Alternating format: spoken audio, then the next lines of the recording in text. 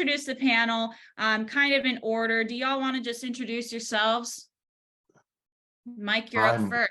Mike Graham, sales engineer. Been here coming up on 9 years now. I think this summer is 9 years for me at Seven Signal. Ooh. So been doing, in one way or another, wireless networks since before Wi-Fi, before 802.11. Awesome. Great. Don, you're up next. Awesome. Great to be back. Heather keeps me locked away. Love these webinars. I do join and sit in the background and watch, but I guess I'm the only non-expert on this expert panel, but I'm the head of marketing here at Seven Signal. And I've been here almost 5 years now. So this September, it'll be 5 years for me. Amazing. Hello. Yeah, Marko Pirinen. I'm leading the technical support over here at Seven Signal. I have been on the company since the day one. So I guess now, what, 14, 13 years, something like that, I guess. Yeah, and I'm Jack Clifford, also on the technical support team. I guess I have been with Seven Signal for 2 years this September. So, yeah. Very cool. And I always forget because I feel like everyone knows me from these webinars, but I am Heather. Some of you don't know me, and that means you're probably new. So welcome. Really great to have you. I'm Heather Dremel. Eventually I'll change my name. I got married last year and I just haven't done it, but it'll be Civic one day. But I'm digital marketing manager over here at Seven Signal. It'll be 2 years this summer. So very happy to be with you all and kind of moderate the experience for today's session. So let's get into it.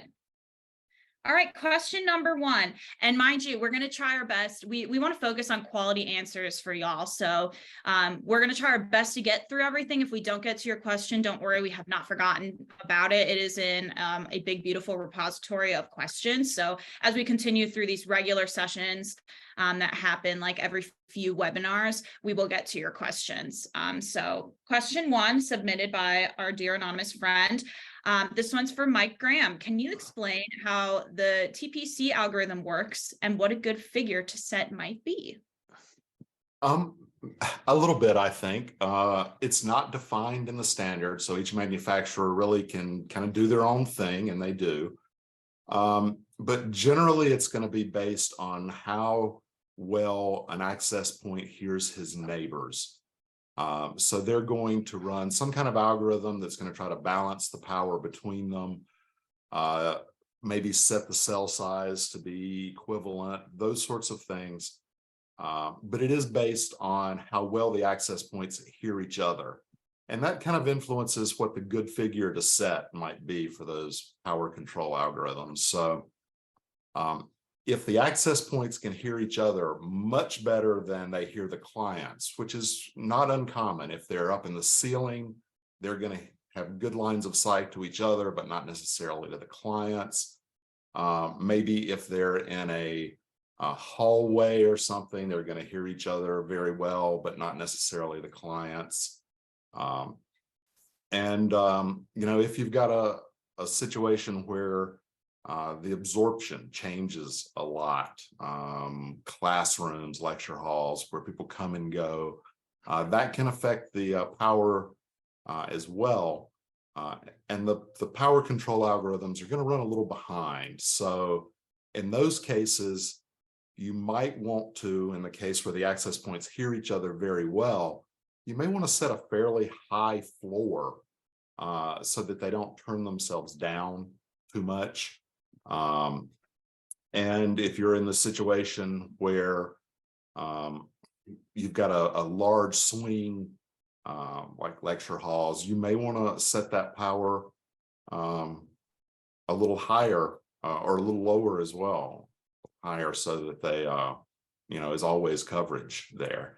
And what those figures are, I usually, and of course it's going to depend on the design first off, but I think a good place to be is maybe 10 or 15 dBm, which is like, kind of teens and 20s milliwatts. That gives you plenty of room to turn up if you lose an access point, and you can fill a hole that way. And it gives you some room to turn down if you need to do that as well. So I think that's a reasonable place to be. Good. All right. Any other panelists have any thoughts, feedback? Yeah, just maybe about the default settings of the power control. What we have seen out of the box, the minimum value like a -10, and then the max like a 20 or 30. So I think those default values are not a good starting point in general, but I think you touched that one, Mike, over there. So yeah, I definitely agree. You want to constrain those rates or those power levels a little bit. And somebody posted, 6 to 7 dB power differential for 2.4 and 5. Yeah, usually we run a 5 gig a little bit hotter than 2.4, both to encourage clients to be there and because antennas work a little better at 2.4 than they do at 5 gig. Very good. All right, let's move forward to question number 2, submitted by Darius. This one's for Marko. Is it possible to install antennas of the same radio of MIMO access points in different areas to increase single AP coverage areas? well, I think this is not recommended since the typical MIMO setup, all the antennas are basically designed to work together as a system. So if you're pointing to one antenna completely different direction, like place it behind the wall, it can cause some unexpected issues. So it's better to have one radio and antenna on that different area. But I think if that's the only option you have, I would think it's very important to verify that all the antennas are beaconing so that the clients are able to connect to the ones which are actually like behind the wall. And then also proper testing is needed before you adding it to the production. So I think those are my thoughts about this one. Anyone else have thoughts, want to jump in from the panel? Yeah, I've never tried it with MIMO. We did some with diversity antennas pre-MIMO, and it never worked well. So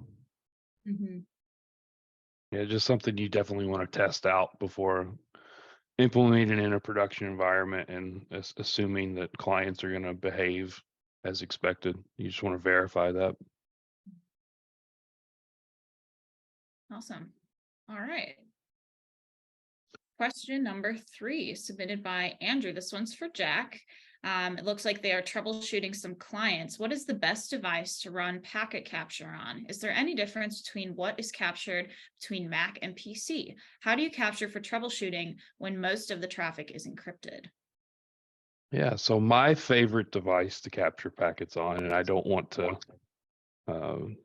kind of be a homer and say 7 signal everything, but the Sapphire Eye does an excellent job at doing packet captures.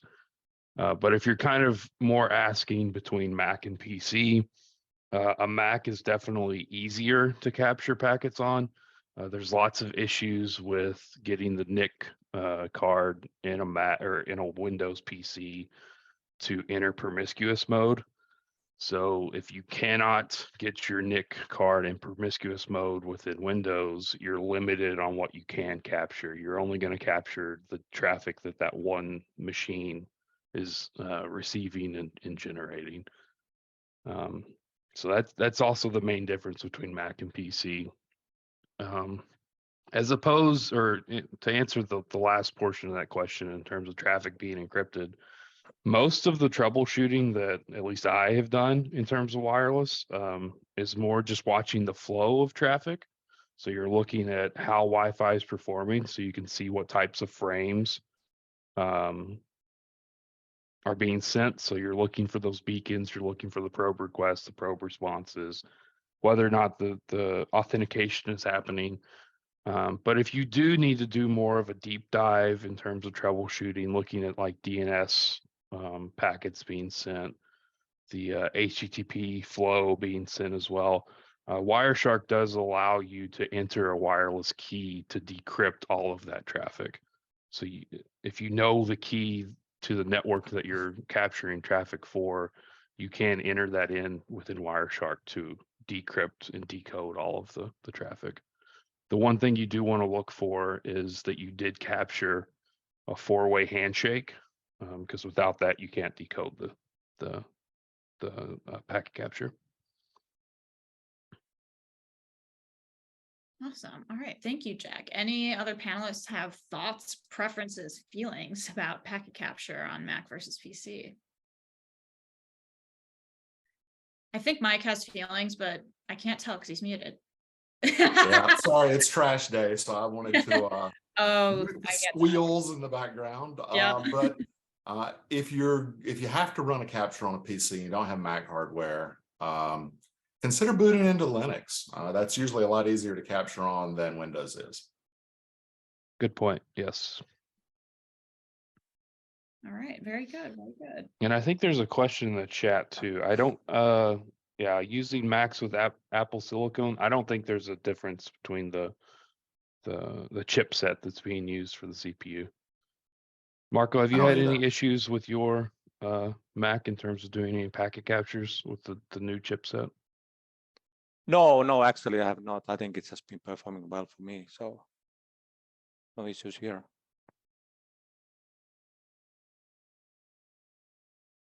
Okay. Very good. All right, question number 4. This one's for Don. It's your time to shine, Don.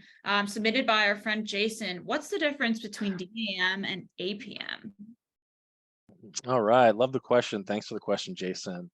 So let me start with the acronyms. It's always about the acronyms in this technology world of ours. DEM stands for Digital Experience Monitoring, and APM stands for Application Performance Monitoring. So and we get this question a lot. So DEM is a term that Gartner coined. 7Signal is part of the DEM space, that digital experience monitoring space, and not part of the application performance monitoring space. So think of the application performance monitoring is kind of performance problems from the technology's point of view, focus mainly on that technology stack. DEM was created because that space didn't take into account the user's perspective. So Gartner created digital experience monitoring to account for the user's perspective of technology failures. And that could be a device related issue. It could be a connectivity related issue, a myriad of other things. So it's important to know the difference between the two. Most commonly, when we're talking to a prospect or even a customer in some cases, there's always questions around, well, what do you guys do different than an AppNeta or a NextThink or a Control Up, or the list goes on and on and on, and we are completely different than what they do. And I'm going to drop a link into the chat after this. 7Signal's got a nice DEM page that it kind of explains the difference between the two, but give you some more clarity. But ultimately, again, think of APM as the technology's point of view and DEM as the end user's perspective. Hope that helps, Jason. Awesome. Thank you, Don. All right. Woo! Look at that transition. This one's a doozy. All right, Mike, I hope you're ready. Do a nice little shimmy or trunk twist, whatever. Question number 5 is submitted by IM, and this one is for you, Mike. So, all right, we've got 3 different client devices, different vendors, but they all support 2 spatial streams. Through PHY rate, for all our 866 megabits per second connected to the same AP. Once we try to do throughput tests, we get a wide range of differences, like 580 to 350. So we've got 3, this is kind of a 3-parter. So however you want to take it, but the first question here is any clarification for the difference in the wide range, any estimated percentage for expected throughput from the PHY rate? And then question number 2, another point related to always having higher upload throughput than download, although the WAN link is the same. And then third here is how to check PHY rate for iPhone devices. So maybe one by one, we can take these and get input from the panel, so you're not alone here. Yeah, I'll take a start at it. And we kind of see this a lot, where we do see widely varying performance, not only on throughput, but sometimes on voice parameters, packet loss, latency, jitter, on similar equipment, on similar networks. And it can be really hard to figure out what's going on. But a couple things, remember that the phi rate is independent for uplink and downlink. And I believe most clients are only going to be reporting the uplink phi. And we can see on Sapphire that while they frequently move together, it's not always the case. Sometimes we'll find clients that are, or even whole environments where uplink and downlink data rates differ quite a bit, and uplink and downlink retry rates differ quite a bit. And it can, I think part of it is the RF environment that the access points are living in versus the clients. Do the access points hear more noise than the clients, those kind of things. So that differential between uplink and downlink rates, where you generally are only seeing one of those, I think is part of it. Some of it is going to be driver versions. Some of it is unexplained. I don't have an explanation for it sometimes. I wish I did.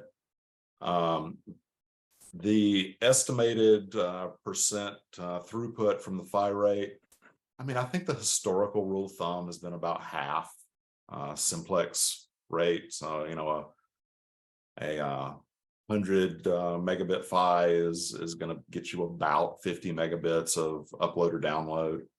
Or 25 of each, about the upload and download throughput, even though the WAN link is the same.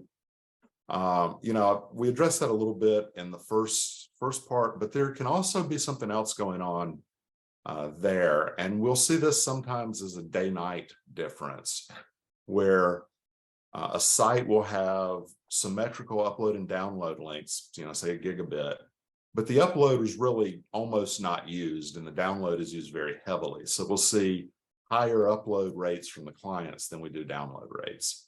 That's usually a day-night thing. So if it's the same in the middle of the night, that's probably not what's going on. But if you're doing all your tests during the day at a busy site, that might have something to do with it. And then how to check the phi rate on iPhones. I'm not an Apple user, but I think the airport utility will do that. Other panelists, what did I miss? One thing that I'd like to point out too with the differentiating or the different numbers for your throughput test is that a lot of throughput tests get their numbers differently. So if you have like a more effective throughput test where you're doing transferring a file and then taking an average, you have to also account for how long that test is running. So if it's a longer test, typically your speeds are going to be higher because you have to account for TCP window sizing kind of ramping up at the beginning of the test. So that could be one reason why your numbers are varying a lot. Yeah, you definitely have to test apples to apples on that. Yeah. And test upload and download. Yeah, and it's interesting here that the higher uplink throughput and downlink maybe always, most of the case seem is the other way around in our testing. So the downlink is definitely higher than uplink. Usually, I do sometimes see a big depression in downlink. Like I said, when the WAN link gets busy during the day, usually that's the downlink side that gets hit. Yeah. All right. Any other final thoughts on this question from the panelists? Speak now or forever hold your peace. All right. Great. We can move to question number 6. All right. Question number 6 is submitted by Forrest. Talk about BSS IDs, Virtual Max, and how they are spawned and assigned as SSIDs on one band are added to an AP. Is each BSS ID putting out its own complete probe string all on one channel, like one after another? This one's for Jack. Yeah, so each vendor kind of does this differently. I can speak kind of more in depth on how Cisco does it, that's what I'm most familiar with. So if you look at a Cisco AP, they have a base radio MAC address and it always ends in a 0. The way Cisco does things is as you're configuring your SSIDs in your controller, they're all given a number assigned to them. And then as you broadcast those SSIDs on an AP, it goes in order. So whatever SSID has the lower WLAN ID, it will be first in the list. And then the other thing Cisco does is that they reverse the 2.4 radio and the 5 gig radio. So let's say you have the first SSID in the list, you're broadcasting that out on 5 gigahertz. It's going to take the base radio MAC address, but instead of ending in a 0, it's going to end in an F. Since it's 5 gigahertz, it starts from F and works its way backwards to 0. If it's 2.4, it starts at 0 and then works its way up to F. So each vendor, like I said, does things slightly different. I think Aruba is very similar to how Cisco does things. I know Meraki does the first octet is what changes for the BSS ID. It's a little more complicated of an algorithm that they use to define what BSS ID gets what MAC. It's the same principle though. It goes in order of the SSIDs that are being broadcasted. And then to answer the second part of this in terms of each BSS ID does send its own set of frames. So each BSS ID will beacon. They're all on the same channel and they'll go one after another. So every 100 microseconds, essentially, each BSS ID will be sending out a beacon. Hopefully that answers that question. If anybody else wants to add to it. Maybe an add to it there, as a consequence of each BSS ID really being its own access point, its own virtual access point there. In an environment where management traffic is a problem, so, high density clients where there's a lot of clients sending probes, it really can start to add up the management traffic from all those beacons, especially if you're transmitting at fairly low minimum required data rates, and if you have a lot of them, it can add up to a lot of traffic on the network. So it's best to keep that down to a handful of virtual APs on a physical. Yeah, the more SSIDs you're broadcasting, you're just adding to the overall traffic, even before you add clients, because of all the overhead that's involved. That's a good point, Mike. Great. Anything else to add from other panelists? Rock and roll.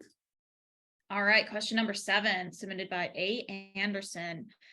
This one is also for Jack. Is there a back of the envelope method to measure, estimate the EIRP of radios?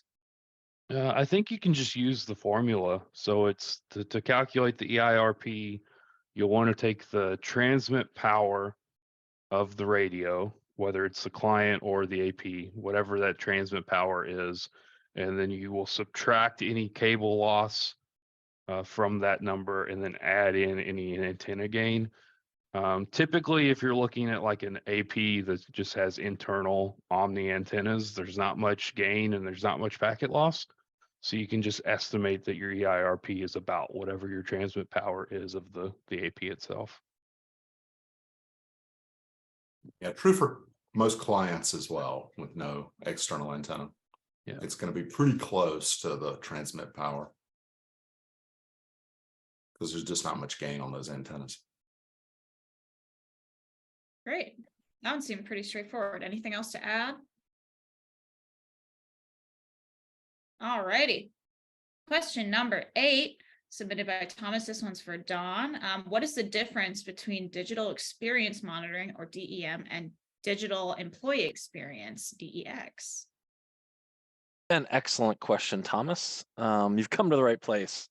As Heather mentioned, DEM, again, this is digital experience monitoring. DEX is digital employee experience. So this largely relates to the audience. So think of DEM as customers, patients, employees, kind of all under one umbrella. So again, it's that that digital experience or the experience of the end user on a device, or that's engaging with an application, what have you. DEX is specific to the employee. So it relates to things like performance monitoring from the technology stack. It incorporates location data, the role of the employee type, if they're work from home or remote, and it gathers like contextual employee sentiment about things too. And there's more to it. Like if you look at and DEX, I'm still talking about, if you look at an HP or HP's got proactive insights, or Juniper's got autonomous DEM, they're doing things that are related to, software upgrade life cycle, security patch compliance. They're again doing performance with the device itself, the applications. They're doing things like synthetic transactions, but there still is overlap with DEM, and do think of DEX as a subset of DEM, because DEM and DEX both include endpoint monitoring, which is the space that Seven signals in. Obviously, we're looking exclusively at connectivity. Yes, we're doing some device performance, some end-to-end testing, et cetera.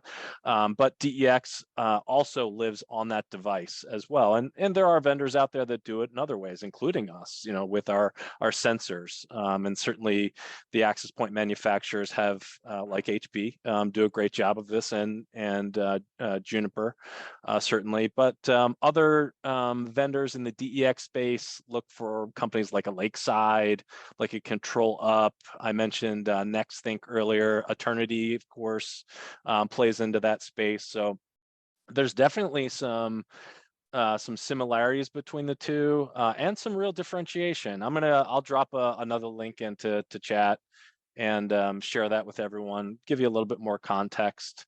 But it's interesting that we're getting these questions now, and Seven Signal in particular is moving up that technology stack, because that experience is so important to the organization, and the constituents. Now, again, DEM, outside of that just employee experience, certainly a lot of our customers understand that difference, and their stakeholders aren't always just the employees. There's the patients and customers in a retail environment, certainly fans within stadiums and arenas that make up our customer base. So it's interesting once you kind of double click into these different sectors. Awesome. Great answer. Thank you so much, Don.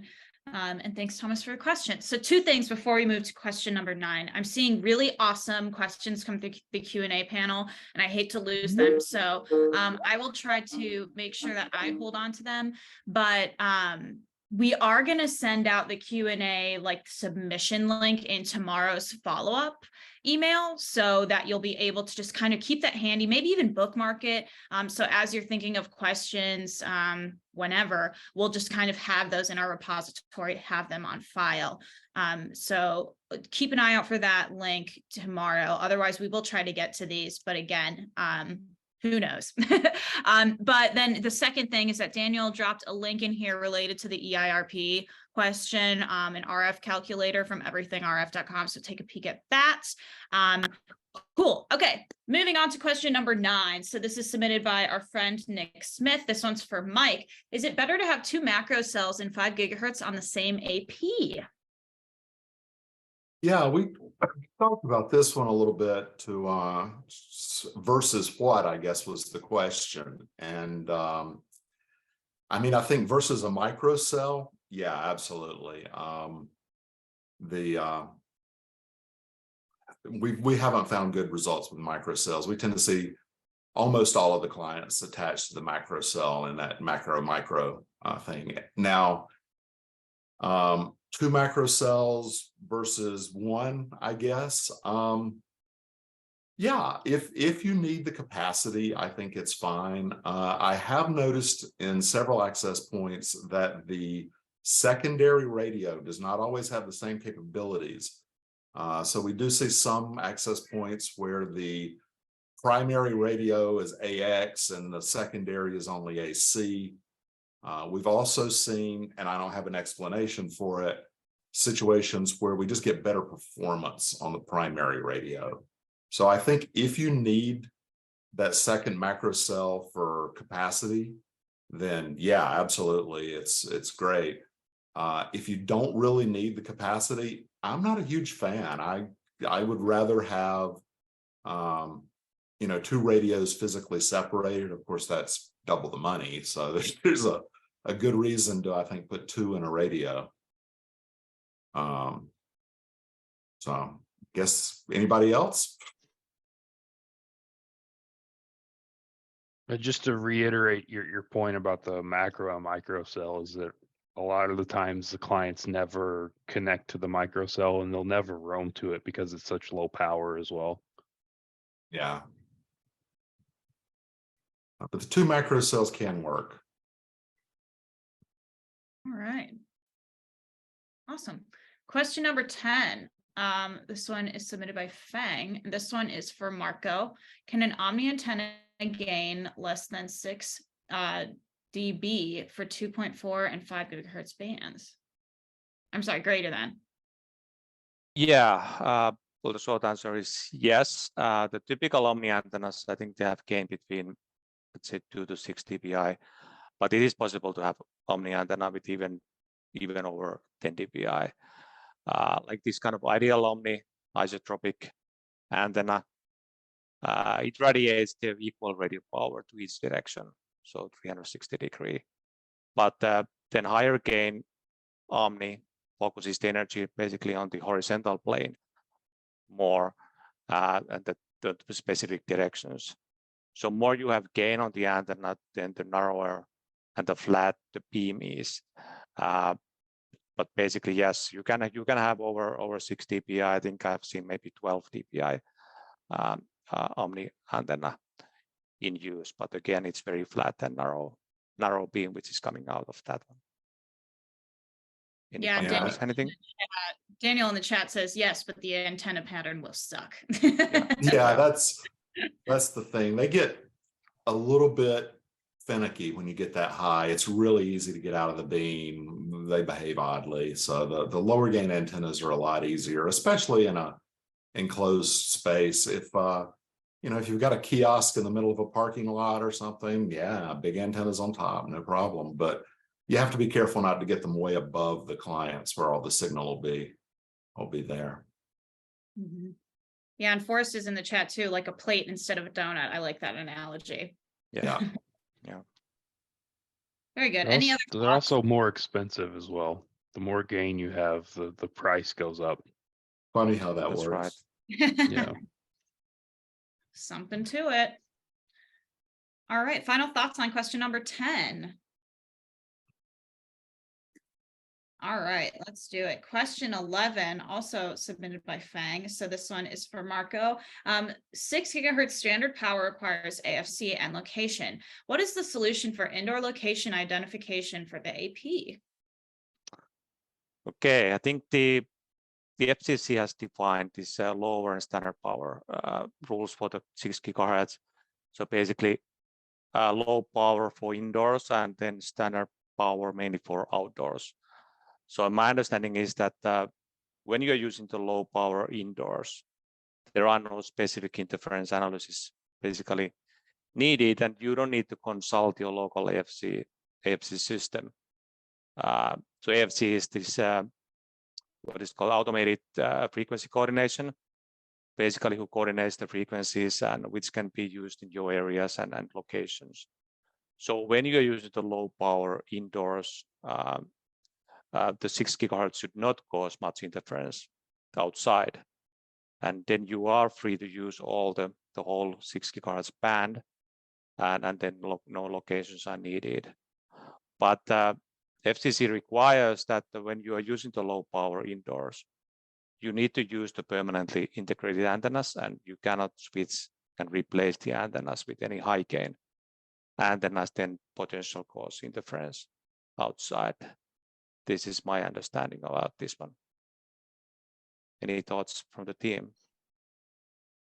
Yeah, the one thing to note too is that the lower power indoor APs have a maximum EIRP. I think it's 30 dBm. So they don't go they're not powerful enough to really interfere with those outdoor applications.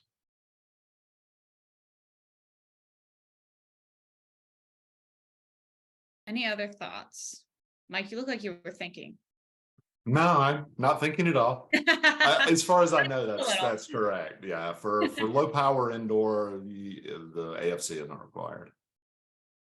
All right, very good. All right, moving on to question 12, submitted by Fang. This one's for Mike.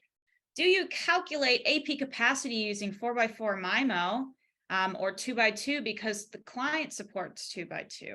How do you consider multi-user MIMO and OFDMA gain? As long as it is MU MIMO, and not single user MIMO, you should actually be able to count the 4x4 even with 2x2 clients, because it will batch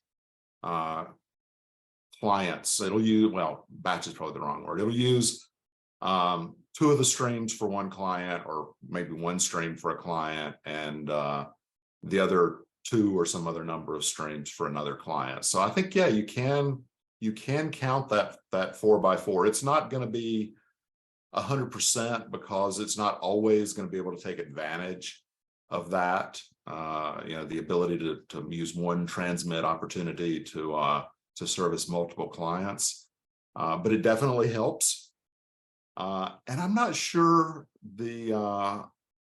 for this, how do I consider the gain on MU MIMO and OFDMA? I'm not sure if that's Signal like gain. a physical RF gain, or if it's talking about like how much better performance. And I think on the how much better performance, there will be some for sure for MU MIMO. Some percentage of the clients will be able to be batched. For OFDMA performance, Sapphire has actually monitors some of that traffic. With our new 6200s, monitors more of it. And frankly, I don't see more than a few percent of traffic OFDMA. So I'm not actually sure it's doing much in a practical network. Marko or Jack, have you seen kind of better on OFDMA than that? I like you mentioned, I haven't seen enough OFDMA traffic to really answer the question. I think the most I've ever seen is 3 to 4, maybe 5% of the traffic is OFDMA, and that's on the higher end. So, Yeah, that's probably yeah, higher that's than right. I've seen. That's right. So I don't think that enough traffic is going at OFDMA for it to really matter. Hopefully the clients and the APs will improve, and we'll get better efficiency with future versions. Yeah, Daniel kind of adds to what y'all are saying. I would, for design purposes, not consider this as enough to reduce number of APs, etc. I would assume it to not be helping. Yeah, it's definitely not going to double or quadruple your capacity. Right. All right, great. Let's move to question number 13. This one's for Marko. Does 6 gigahertz commonly use single beacon to support multiple SSIDs? Okay, I think this is somehow related to the questions. Was it number 6? We're talking about the SSIDs or the virtual max and the beaconings. But yeah, the 6 gigahertz support the multiple PSSID information element.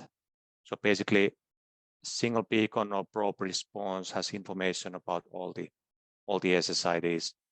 I think it's a mandatory on the 6 gigahertz. That's when you're operating on 6 gigahertz. So this is the enhancement of the high efficiency wireless networks. And should definitely reduce the management traffic utilization, what we discussed earlier.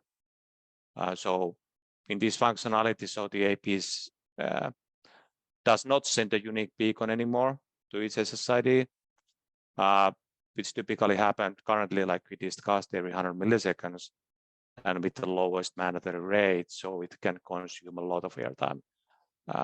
Airtime utilization, especially in the high density environment. So I think this is a great feature to have, and really waiting to see that in the real life and what kind of benefits we are getting. Again, getting the utilization down is the key to really improve the performance over there. Marko, do you know if that's also supported on AX for 5 gigahertz, or is it a 6 gig only feature? I think it's 6, and in the 5, I think it's if you're talking about legacy clients, I think you need to still enable the per SSID. Yeah, legacy clients. But, yeah. Cool. All right. Anything else to add, panelists? Are ready to go to 14? Move. Let's do it. All right. This one is submitted by Karam A. This one's for Jack. What is the most effective approach for managing sticky clients? What a loaded question. Yeah, I don't know if there is a really effective way. The most effective is if you're able to change the device roaming aggressiveness on the device itself. That's going to be your most effective way. If you can up that algorithm that it's using.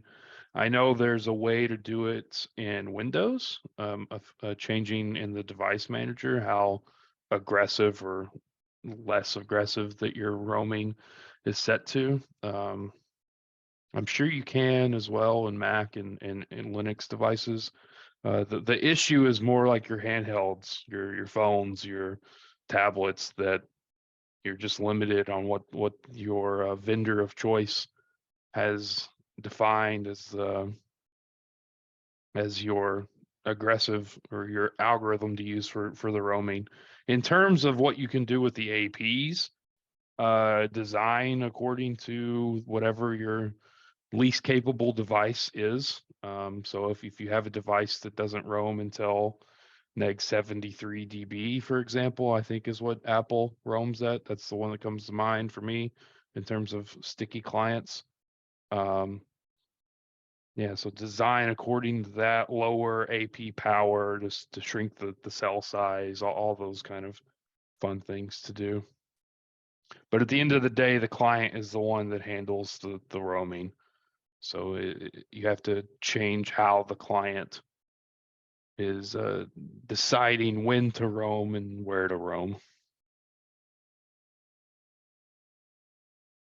Great. Yeah, keep your driver up to date. I think can monitor the performance with the different driver versions. I think that's definitely one take from there. How do you monitor? How do you follow the performance? But and you mentioned about the low data rates. I think that's one thing to disable the low data rates and shrink the cell sizes. Yeah. Yeah, And I if think you need hit to, all like the- Daniel mentions as well, is actually lowering the transmit power of the AP. So yeah, go ahead, Mike. Oh, no, I was just going to say, yeah, I think you've got all of those. Cut those lower data rates, watch the AP power. If you've got a setting on the client, set it for aggressive roaming. But yeah, the client makes those calls, and it can kind of be a little maddening. All right. Yeah, Daniel, so much activity in the chat. You should host a webinar. Wink, wink. Hit me up. All right. Question number 15 submitted by our friend Aberdeen. This one's for Dawn. What is endpoint monitoring? Kind of an industry. Yes, the most ominous of all the Gartner terms, endpoint monitoring. It's a very broad category. And obviously, as the name would suggest, there's usually either an agent or an SDK involved in gathering data from the endpoint from the client itself. So an endpoint monitoring solution can be an application performance monitoring solution. It could be an endpoint performance and or configuration monitoring solution. It could fall under the DEM or DEX categories that we mentioned earlier. It could relate specifically to network connectivity, like in 7Signal's case, monitoring from the endpoint. There's also application usage, like technology adoption, employee engagement type data they can pull. And then there's, of course, root cause analysis of technology and performance issues. So all of those different monitoring trends, technologies, all are encapsulated by endpoint monitoring. It's kind of a catch-all term, but great question. Something that we continue to get confusion around when we're talking to prospects and customers. Not unusual. So great question. Thanks, Aberdeen. And believe it or not, that is the end of this compilation of questions. Do you think we have time to take just one little Q&A that was submitted? I think we should do it. Because this one, I see one that came in right away from Mike Jones that I know is such a pain point for some people with similar environments. So my environment has users that do large file downloads on a regular basis. I think we can all relate. This tends to cause high channel utilization and congestion. I've heard about QoS over Wi-Fi. It seems like this will just create more traffic and increase channel congestion. Is this true, or is there something else going on that I don't understand yet? What do you think, panel? I've certainly seen QoS really help voice in congested environments. Mm-hmm. So if that's the issue where all of these file downloads are causing a problem with real-time traffic, I've absolutely seen voice QoS make a big difference. It's important to be end-to-end QoS in place. So even with just the over-the-air helps. Mm-hmm. Cool. Sorry, panel. I kind of put you on the spot, but so it seems like it's something that is testable. Obviously, as we all know, sometimes you got to test things out, but it sounds like it's we've seen it kind of work in real life cases and it's worth a shot. Sounds like. All right. Very good. Well, I want to make sure that we give the panel time to kind of reflect on the questions. So I have taken all of the questions that were submitted in the Q&A panel, and then remember, I'll send out the link again for the larger kind of repository, because these are regular sessions. We love doing these expert panel sessions, and we're so happy that you joined us for today's. So thank you, Mike. Thank you, Dawn, Jack, and Marko, my wonderful panelists, for being the experts on this session. Thanks to all of you for joining us. We will be back here, same time, same place next week. That's the first Wednesday of the month. So super excited to have you again with us, and we will see you then. Thanks for joining us, everyone. Have a great rest of your week. Bye, everybody. Bye-bye. Thank you.